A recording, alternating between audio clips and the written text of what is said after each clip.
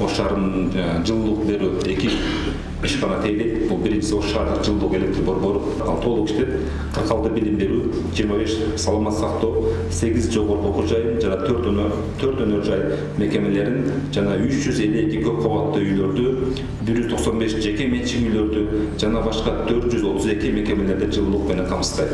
Бул муниципалдык жылуулук камсыздоо ишканасы бул негизинен күндө 96 отказдан иштейт.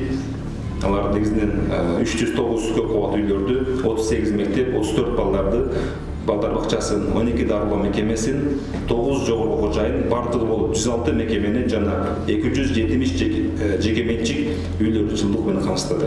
2023 жылы жалпысынан бизге 1100дөй арыз келип түшкөн болсо, мына сезонго бир 300дөй 3 эсе азайды да.